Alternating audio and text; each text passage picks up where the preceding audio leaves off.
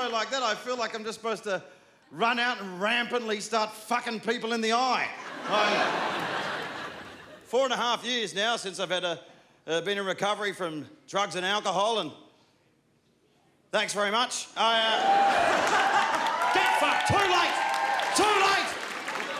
You see, anywhere else in the world, you say you haven't had a drink or a drug for 4.5 years, you get a gut-wrench, sweeping round of applause. Of course, here in Britain, you just get a room full of bitter people going, why? Surely you didn't have to drive every night. What? So I checked into rehab, and they listed my primary as sex addiction. And I was like, what am I, fucking Russell Brand? And Russell Brand, how does he get that much pussy? What is wrong with British women that you would all fuck Russell Brand? What is wrong with you specifically that you would... Don't lie to me. If he was here, you'd climb 10 cocks to suck his. I've seen him cast his spell. He could ejaculate mice and you'd cut your clit off to make a happy hat for it. He looks like the personification of hepatitis.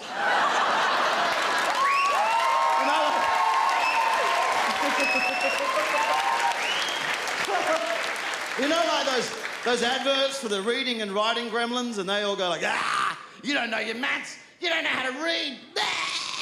Instead of that, they could have like two 15-year-old kids on a couch about to finger each other, right? And then in a big puff of smoke, up pops Russell going, did someone mention hepatitis?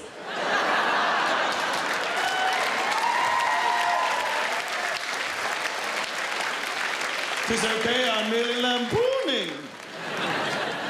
I'm engaged now. I'm glad that's behind me. Yeah, thanks very much. My wife-to-be is 10 years younger than me, and that has its merits. By all means, but if you are doing a woman 10 years younger than you, don't fuck her in front of the mirror. It's not a good idea. I did that, and I actually found myself thinking, why is my dad doing my missus? Why, Brain, why? Sex addiction, is that a real thing? I don't know, what's sex? Maybe. Well, what's sex addiction? Well, maybe. It might be you find yourself in a lesbian threesome. They're taking in turns to lick each other out for your entertainment. Then they're taking it turns to blow you. There's porn on the telly in the background, and you're sniffing away on a bottle of poppers like a horse with a nose bag.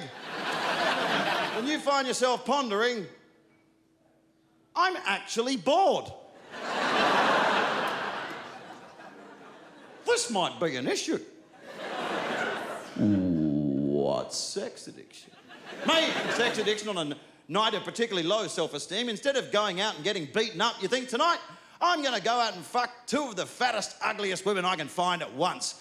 And, you know, I know a lot of guys might go, hey, man, who cares? There was two of them. Mate, one of them was two of them. It was disgusting. It was like fucking a cake. It was...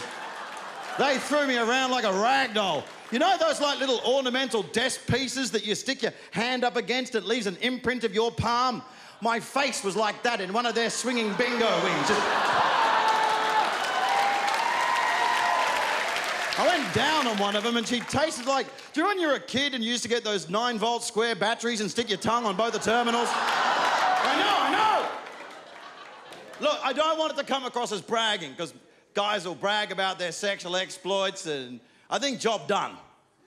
Because I imagine any girl that previously thought I might have been cute when I walked out is just now looking at me now going, you fucking AIDS nest. And speaking of which, for such a horrible, debilitating disease, AIDS has a bit of a wussy name, doesn't it?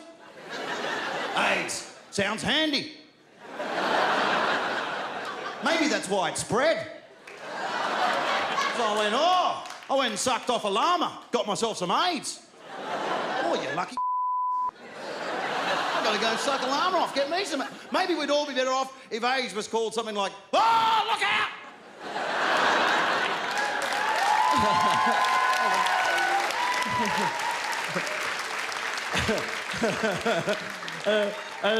And herpes could be called, now.